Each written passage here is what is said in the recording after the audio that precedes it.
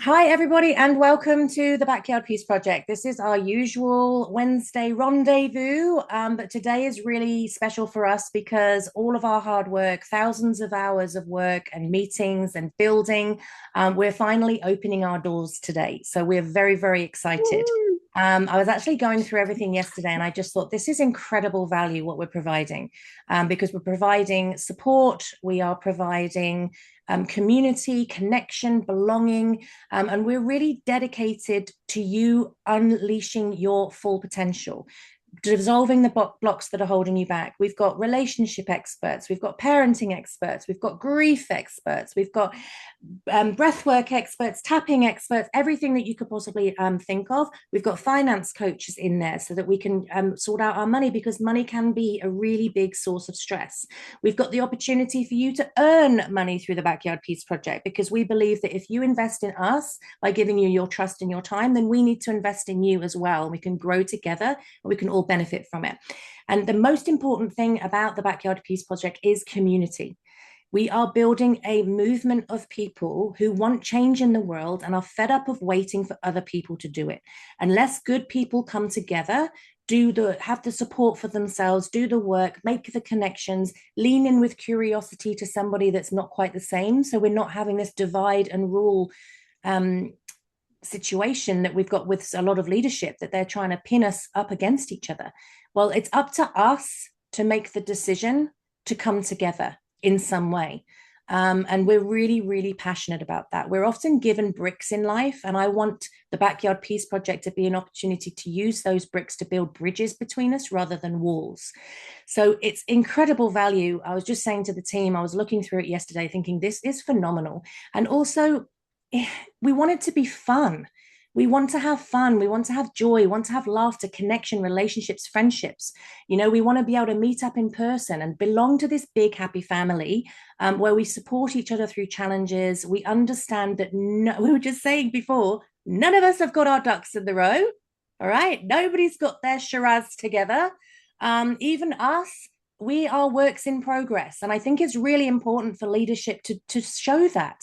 Yes, we are strong. Yes, we are professional. Yes, we are experts in our field, but we are also still evolving ourselves. And one of the biggest conversations we have inside the Backyard Peace Project, which is hilarious, is normally weekly. It's me coming and going, this is how I've messed up this week. Let's discuss, because we need to model that. We need to say it's okay not to have all of your ducks in a row. I was saying I've got some feral pigeons chasing me.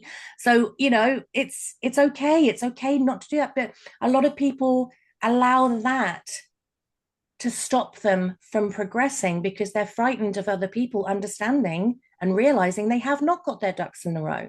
And so this is what this community is about: is honesty, authenticity. We've had phone calls. I, as the leader of this group, came on one day and said, I'm really struggling. And Paul coached me through it live on the call, because I was struggling on that particular time. We all have stuff that we need to work through.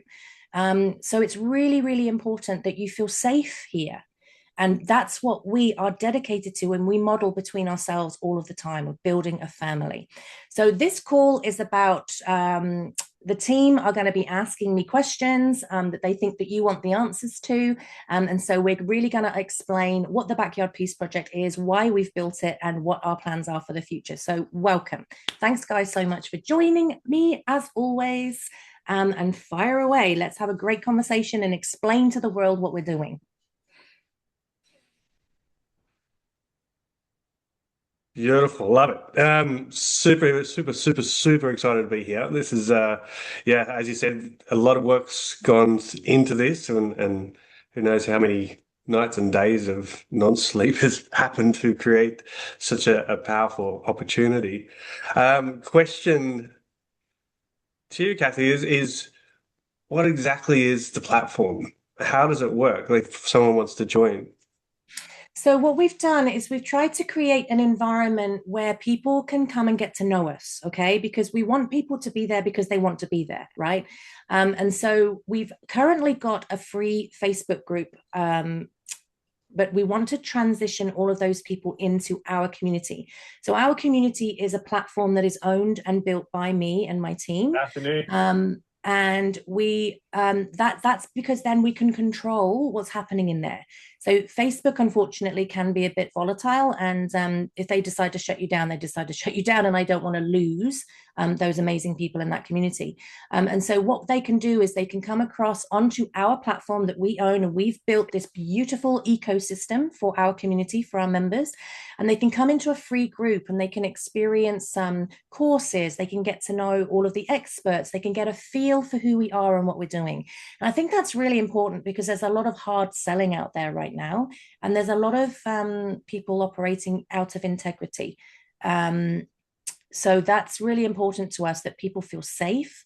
They know that they can trust us. And as you know, I have personally interviewed and got to know every single expert in this community, because I feel it's a duty of care that if someone's feeling vulnerable, they're being connected with someone who is in integrity, super professional, is experienced and qualified to help them. And what we normally get on general social media groups is well-intentioned people giving terrible advice, because they're not trained, they have no qualifications, they have experiences in their lives that get them to lean towards a certain bias. They might be responding from pain, they might be responding from apathy. And these vulnerable people are asking these questions. And oftentimes, as professionals, we're sat back going, oh my gosh, that's terrible advice. Please don't do that. Do you know what I mean? And so in the Backyard Peace Project, what we're providing is a safe space where you're actually going to get expert advice. And that's really, really important to me, because these are people's lives that we're dealing with. So you can come in and you can join the free entry level, and then you can just join the Backyard Peace Project if you want to. And that's a big group where you can get to know everybody. There's some learnings in there, it's recorded. There's a whole resource library. And also we have this live session will be held in that group every week. So we'll be transitioning from this platform and we'll be live streaming on through Zoom into the group. So you'll have to be on the platform in order to access that, which is really exciting.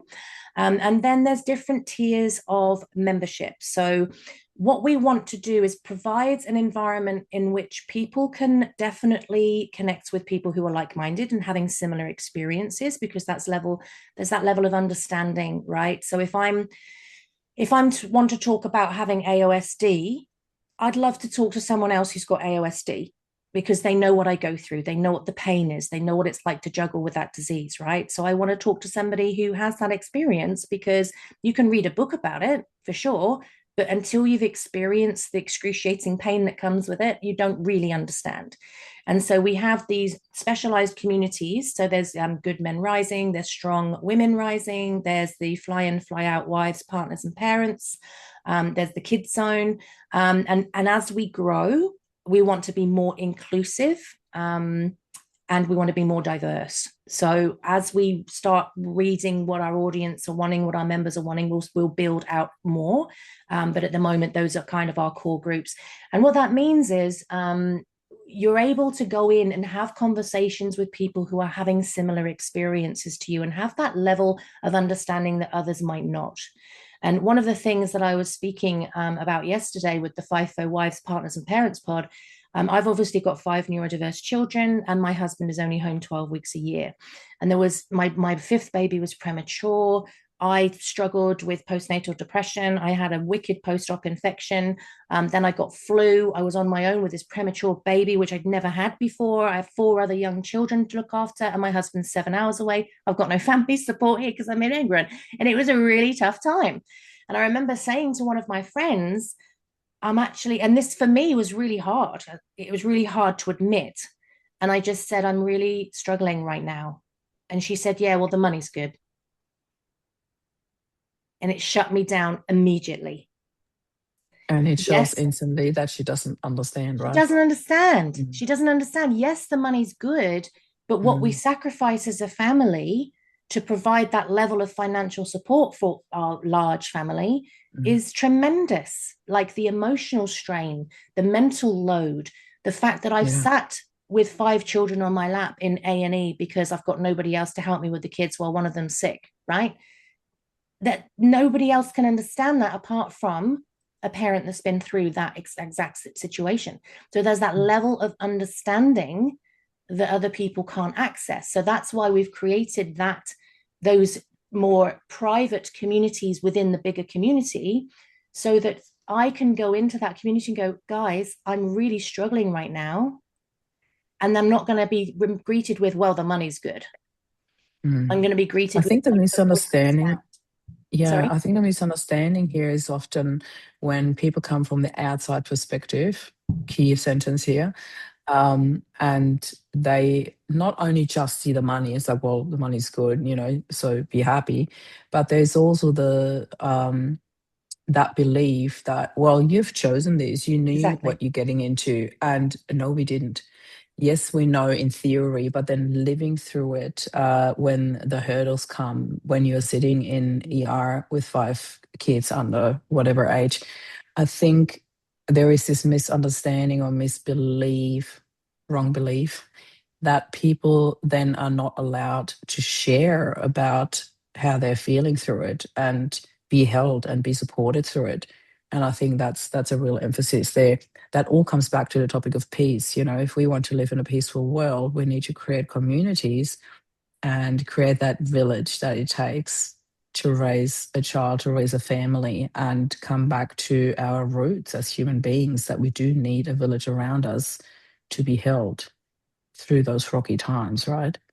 Absolutely. And I think you're spot on there, Marie. And I've had the conversation as well. I don't know whether Philippa's ever experienced this, because she also has a large family, but I've sat in conversation with a group of parents, and they've been sharing their struggles and their challenges, because parenting, like, it's great, but it's also really tough. Like, you've got to be really dedicated to parenting. And these parents had 1 child, 2 children, maybe 3 children. But if I said anything, it was like, well, you decided to have 5 children. So you're like, my children say that to me. yeah, that's different though. That's different. My kids have said, I'm never having 5 children. That looks like way too much work.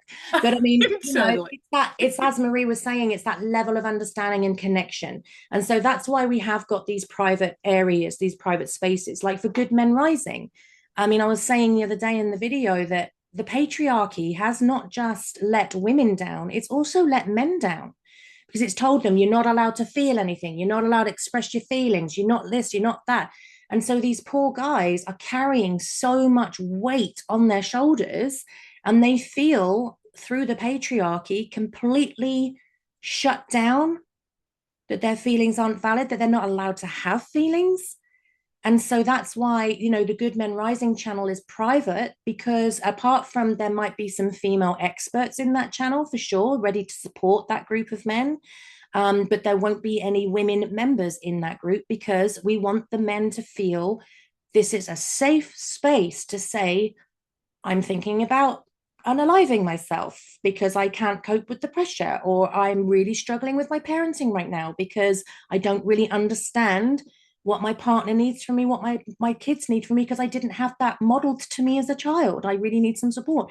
But to have that vulnerable space where they can come together as a brotherhood and discuss these things is really important. And that's why their channel is private to them. And so only they will see what is posted in that channel. Same with Strong Women Rising. There are women's issues that need to be discussed. They don't want to discuss in front of men. And again, there might be some experts invited in there. Paul is one of our amazing, sensitive, gorgeous male experts who will be coming in to Strong Women Rising to help with breath work and relaxation and anxiety and things like that. But knowing that he's a professional, he's an expert, and he's qualified to be part of that conversation because he's dedicated to that growth. So it's really important that these are safe spaces. So if there's channels where, for example, Paul might be doing a breathwork session on anxiety, and then he can actually stream into the live experts channel, which everybody has access to because it's a benefit for everybody. But if he's helping men with anxiety around money or anxiety around being a father or something like that, he can stream straight into the Good Men Rising. So that's just for that audience. So we're trying to do a combination of things here of honoring somebody's experience and holding that sacred and private, and also being part of a bigger movement, a bigger community, a friendship group, a family, where we can all grow together. How can people actually watch one of our calls and or participate? Because obviously it is free of choice for them whether they actually want to come on a call, like sit with us here in this beautiful Zoom room or any virtual space in on our new platform, or whether they just want to watch. Can you share a little bit about those options?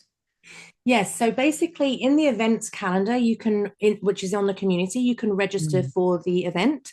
And then what we can do as experts is we can actually Zoom in and stream into the group. So we can have a Zoom meeting happening at the same time as going live in the community. So people can either join onto the Zoom room, which obviously you can join and then just have your, if you don't want to participate, but you want to be present, you can just have your camera and your microphone off. And that's the same deal as in the community. So if you go into the community and you want to join the call, that's perfectly fine. It's very, very similar to Zoom. So you just go, look, I don't want to participate today, so I'm just going to have my camera off and my sound off, but I'm going to be present in the room.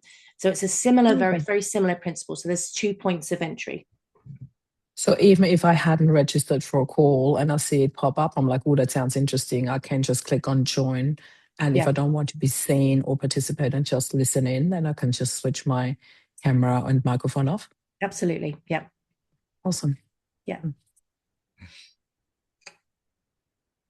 I'd love to know a little bit more about the book club. I saw it this morning. I'm like, oh, I want to be part of that. So excited about the book club. I mean, how many books have we read that have transformed our lives, right? And one of the biggest things that I'm passionate about with the Backyard Peace Project, this is not a place to come and just consume. That doesn't bring change in your life. We want people to come in and absorb and take action, right? Because without, we can have all of the knowledge in the world, but if we're not going to apply it to actually impacting our lives in a different way, your life is not going to change.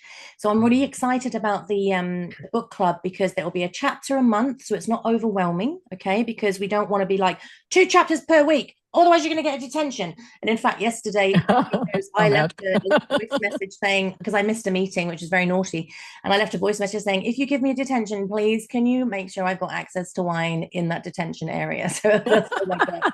But you know, so we're not overwhelming people, but you know, to be able to have a chapter and then have some follow-up journaling questions around that chapter, so we can start looking at, what does this mean for me? Do I resonate with this? Is there areas of myself I need to explore?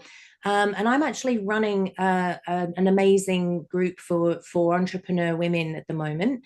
And a lot of our calls are me introducing a topic and then journaling live on the call.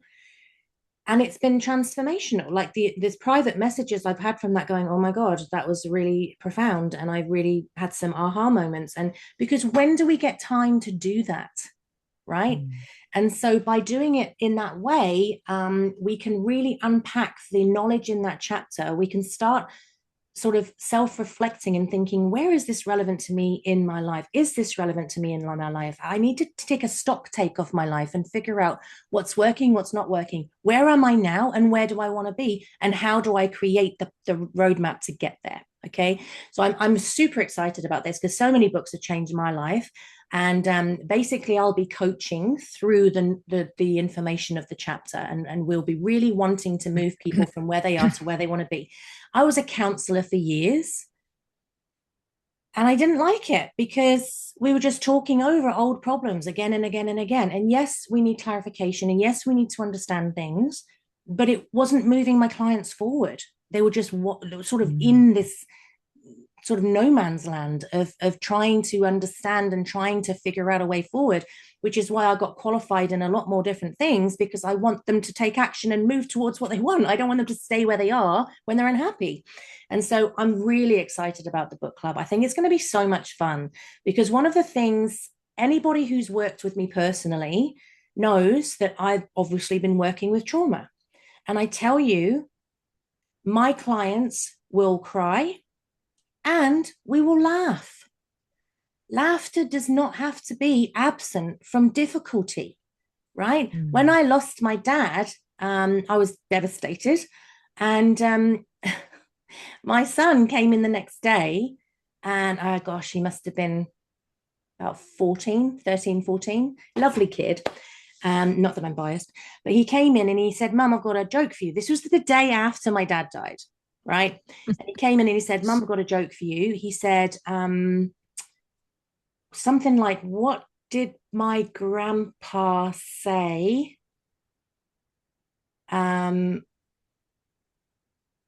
Something, I can't remember the exact joke, but it was something grandpa in the bucket. And he said, do you think I can kick the bucket? Oh, I've kicked the bucket. And he said, do you think that's funny, Mum? And I went, well, kind of not, because my dad died yesterday. And he went, oh my God, I didn't even think about that. I'm so sorry. Do you know what I mean? I was like, I'm like not sure that, too soon, Betty, too soon. Anyway, so I've told my daughter about it, and we were sort of going, oh my God. And so the next day, we're very good at improv in our house. We're very dramatic. I said I should have sent them all to drama school. The bloody text message I get from them are ridiculous. And very dramatic. And anyway, so we banter a lot, we joke a lot. That's how our household works. And when we have hard times, we laugh about it, because we're like, well, holy mackerel, how are we going to get through this stuff? Do you know what I mean? And we just have to laugh about it. And anyway, my daughter and I are in the kitchen. My son entered the kitchen, and I went, oh, Sky, I said, have you got anything really, really traumatic that you're struggling through emotionally, mentally, physically? That you're going through at the moment that makes you feel like heartbroken and like you're struggling to function? And she went, actually, yes. I went, don't worry, I've got a joke about it. And of course, Noah went, Mum, shut up. I went, well, you did open the can there, mate. I said, I'm just, we can, I mean, I was devastated, but we can laugh. It's okay to laugh. It's okay to laugh through grief. It's okay to say something and just see the irony of it or whatever. It's okay to have all of the emotions. And I think that's what I love about all of the experts in this space, is that we're so human with it. We're not frightened to share our vulnerabilities. We're not frightened to say, I'm really struggling with this. I mean, as you guys know, several months ago, I was really struggling with one of my relationships. I said, this is really triggering me. And I've got all of the training, I've got all of the experience, I've helped clients through this, but this particular thing, I am triggered and I'm really, really struggling. And that's important. It's important for us to know we've walked those walks, we've walked in those shoes. It's not academic for us. We can really relate to our clients and our members on such a different level, because we've been in the trench, we found our way out, and now we're showing them the pathway out because we've experienced it. We can speak that language, right? Marie, you're a grief coach, but it's not something you learned in a university. You've experienced it. Do you know what I mean? It is a real factor of your life. Yeah. I also want to say, I think what I love so much about what you just shared is, firstly, I mean, we are all so vulnerable here, and we've become really comfortable with sitting in the uncomfortable. And the beauty of being a practitioner in whatever area we have as our expertise is that we have not only the lived experience, but we have the outside perspective. So when we go through something and have both the outside perspective as well as the understanding from the inside, we sometimes need that outside perspective to be held for us by other practitioners too, because when you're going through something like you just shared with your friend, it's not always easy to gain the outside perspective instantly. Like, we do have the tools, and obviously we know how to apply them to ourselves as well. But sometimes it does need the outside perspective first. And this is what I love so much, like the amount of times that I talk to you, Cathy, and Paul, anyway. He supported me for a good year through my journeys through grief as well in the breathwork sessions, and Philippa, even lately, I've asked her about a couple of things concerning my son. And the common element here was that you guys were the experts in the fields and the topics that I needed help with, and that you could give me that outside perspective, which was really, really important. this is what I love so much about this community, you know, that beautiful philosophy of we're always simultaneously a teacher and a student. And we really live that here. And I really love that. Do you know what? It's funny how these things often coincide with podcast episodes that I've just done, right? It's almost happens all the time. Anyway, so much alignment. Yeah. There really is. But it's interesting because what I was talking about, and I haven't even published it yet, it should go out today, but this idea of who are you getting guidance from? You know, very few people in their world have somebody who can offer the kind of guidance that's available in the Backyard Peace Project. You know, often they're going to, to places like Google or other parents, or they're going to their own parents, or they're going to social media and parenting content. ChatGPT. Right? But good guidance actually requires 4 different sources. And what we're looking for, really, what people need is to have someone who understands first, has genuine professional knowledge, not just general life experience, but actual genuine knowledge of what's going on underneath, how the whole system works. They need to have knowledge of you specifically. They need to be available when you need it, and they need to really know the circumstances that you're dealing with and how they all impact each other. And the beautiful thing about this environment is we get to do that stuff. We actually get to, as experts, we get to see into your world. We have the understanding that sits underneath it, behind it. We have more than just lived experience. And lived experience is wonderful, but it doesn't necessarily doesn't mean you know what's happening underneath and why. Somebody who's completely messed up has lived experience of being messed up, but it doesn't mean they know what's happening underneath or how to fix that, right? So lived experience is about commiseration, right? And seeing someone, and it's valuable. And all of those other pieces of guidance are valuable, but they don't necessarily move the needle. And so when in this space, we're offering all of those pieces to be able to give that guidance and doing it in a way that is easy to access, and affordable and so on. And so it's one of the things that I really love about what we're doing here. That's my little soapbox moment. And I think, you're so right, Philippa. And I think as well, what I love about our group of experts is something that Marie touched on earlier, which is we're not afraid to say, I really need some support with this. This is not my area of expertise, right? And being so comfortable with ourselves that we don't need to pretend, right? We can say, someone was asking me something about something the other day, and I went, I really don't have enough information on that to comment.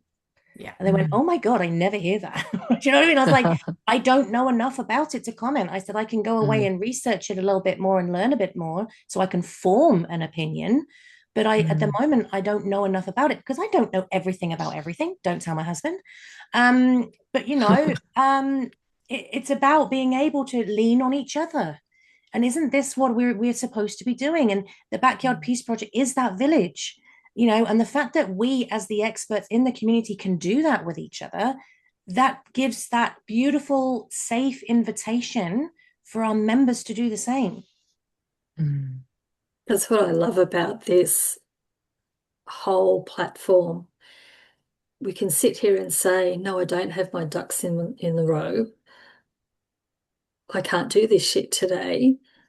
And we can have these respectful conversations constantly without judgment. There's no judgment. And I think, as the society we live in, we're constantly being judged. We think we're being judged. So that's one of the things I really, really love about this whole platform, that the Backyard Peace Project. It's it's everything everyone has said this morning, just sitting here listening. Yes, we are human, we are vulnerable. We know our stuff, but at the same time, we need support. It's everything intertwined, and it's just a beautiful, beautiful space to be in. And I'm just feel so privileged that I'm a part of it with you guys and everyone else, and looking through the platform this morning before jumping on this call. It's huge, and the potential's huge for anyone who wants to come in and have a look around and just discover what is there. And maybe just find that one person who can say one thing that will help them through their day. That is so important, and that is what we are offering. And it's just beautiful. And it's such a wonderful credit to you, Cathy. Well, all of us, we've all built it. Thank you. But we are, I mean, I couldn't do it without any of you. And there's two things I'd love to say about what you said, Jennifer. Number one, you swore, which has absolutely made my day. Like, I did, sorry. Like that is like music to my ears. And the second thing is you're so right about the judgment. And I would offer an extension to that and say that the worst judge of us is us. Because if we're comfortable in our own skin and we feel like we're living in our truth and we're unfolding our potential, we're not thinking other people are judging us. It's only when we're judging ourselves harshly that we think other people are thinking it too, right? And one of the biggest things I think about all of our work is connecting the person in front of us back to themselves, to know their truth, find their voice. How do they feel? How do they, think? Because a lot of that is lost, especially in today's world where we're constantly bombarded with people telling us what to think and the algorithms skewing our worldview that it's this way or that way. And so we need to be able to have these open conversations, lean in to get to know each other, even if we don't agree with what each other's doing, right? Just to have that next level of understanding, as long as nobody's hurting anybody. That's a different conversation, okay? But if we're living our lives slightly differently, that's okay. But yeah, that judgment is such a big one, Jen. I'm so glad you brought that up. And I would really love you to swear more. I'm just going to put that in there. I would like to add one little thing about the judgment part as well, because I remember a beautiful conversation with a friend of mine years ago. I'm talking like my previous life, like 10, 15 years ago. And we were standing at the traffic light at George Street. We just had coffee together, and she looked at me and she made a comment about, "You're one of the least judgmental people I know, Marie." And I looked at her like literally surprised. I'm like, "Are you kidding me?" And she said, "No, I really mean it." And out of that conversation, there was a real deep dive for me, because firstly, of course, I was super honored to hear that from her. But I also felt a little bit called out. I thought, I don't think that about myself. And I don't know if that was a normal human reaction, but for me, my brain went to where do I judge and where do I judge too much? And then, of course, I'm judging myself for doing that. I'm like, interesting. So that conversation brought up for me something where another person once made a comment, well, and I can't remember if it was Brene Brown or somebody else, but it doesn't matter for that story. There was this, well, we are human beings. As human beings, we do judge. And I'm like, oh. And it was not a permission, as in, oh, you're human, you're allowed to judge. But there was this, be gentle on yourself, to just stop judging yourself for doing that, but be mindful of what you do with that judgment. And that was really an important journey for me to work through that, because what I have learned now is that when I catch myself in action, aka judging someone or something, to go into self-reflection. That's my number one go-to. And it sometimes works a lot better and other times not. But it brings up things for me, and it's actually a beautiful way to redirect that into further learning about myself and further growth. And accepting that, not judging myself for doing that, but accepting it and being mindful of what I do with it. Because I think that's the number one thing for everything, right? Whatever happens in your lives, it's always about, what do I do with that? Yeah, the intention, isn't it? Isn't that Philippa's word, intention? No, it's and curiosity. curiosity. She can't have two. She can't have two. That's close. That's close. But I agree. But I mean, there's a certain amount of judgment needed for survival, right? So we go out and we're like, Yes. do Oh, I trust that 100%. person? Do I not trust that Yeah. person? And as you said, Marie, it's that self-reflection. And look, months ago, I was telling the story about the guy that came to tow my car because it wasn't working. So he came to tow it to the garage, and we were having this conversation. He dropped the N word into the conversation like it was nothing. And I instantly judged, because that is not in alignment with my morals, my standards, my ethics, my beliefs. And internally, I recoiled from this person, because I was like, that is just like the polar opposite of my worldview, you know, and it was like, repel.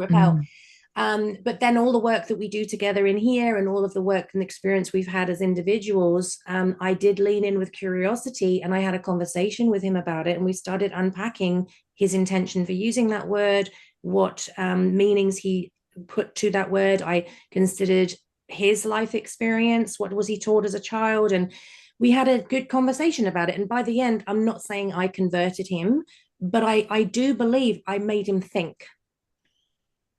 But that's years and years and years of work that I've done internally to be able to feel that human judgment and recoil, take a breath and lean in. Like, that's an intention, that's a decision, that's a choice. But it's not easy. Like, you know, creating the world that we want to create, it's not all rainbows, butterflies, and glitter. It's about how we're connecting through conflict. It's about, I mean, I've just gone through something. I won't say too much about it, but it has been like, it's been intense.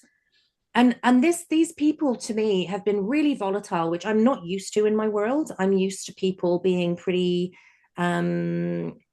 educated in the ways of emotional literacy and, you know, philosophy and all of those critical thinking things. And I have been nothing but reasonable, kind, generous.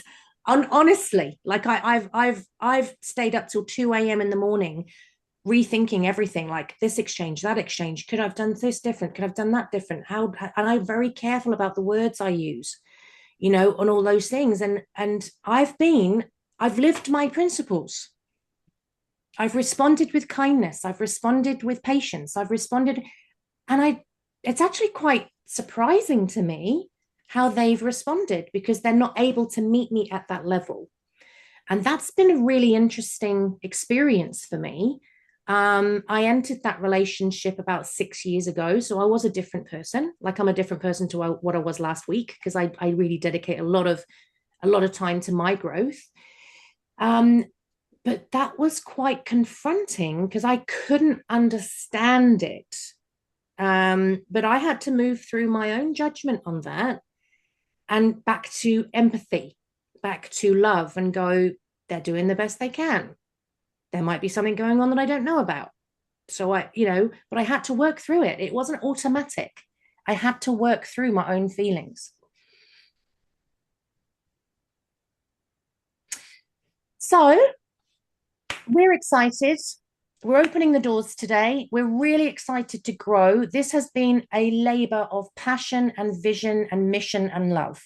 So we're so thrilled that we've opened our doors. We're really excited to see you in there. Come into the free group first, get to know us, get the feel for the place. And then if you decide to upgrade, you do. If you don't, we just love you be there.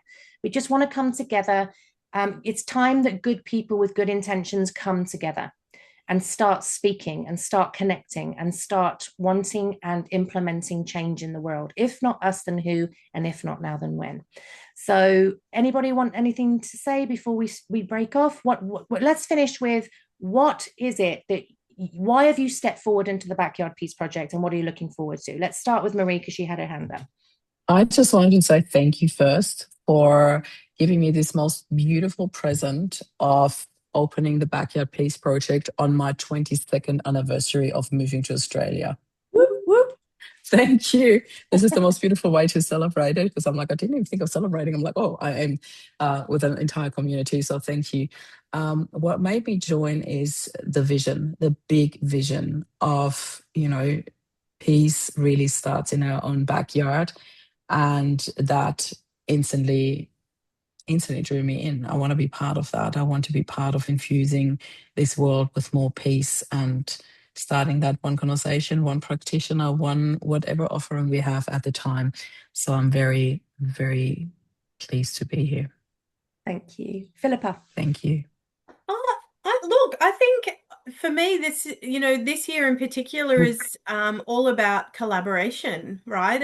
And us supporting each other to do things together. And instead of being siloed, each doing our own piece, we're all craving the village, right? But the village works not because everyone in the village is a blacksmith, but because there's a baker and a blacksmith and a tailor and all of those pieces work together beautifully. And so me bringing my piece means that the rest, works better. It's that synergy and that really being able to support each other so that the end user gets a really holistic space. You can do, you might have your parenting all sorted and have no money, or you might have money and have a shitty relationship. Like they're all going to impact you. So I just love that we all actually create something that works on a holistic level for people, and we get to support each other to do that and make it better across the board. Yeah, I love that, Philippa. Thank you so much. What a great analogy. I love that so much. That's so great. Jennifer, potty mouth, let's go. Sorry. No, that's my love language, Jen. We're cool.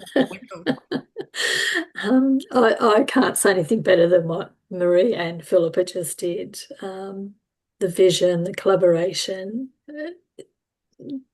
just, opening the doors for us to all share and be there for each other. It's monumental. And 22nd anniversary, as Marie said, also is on the back of a full moon. Full moons are about culminations and endings, but when that happens, new doors open, and that's exactly what we are doing. So thank you for that too. Beautiful. Thanks, Jen. I love that.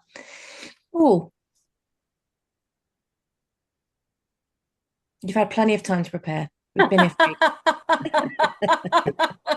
Speechless. I'm trying to think of a better word than ditto.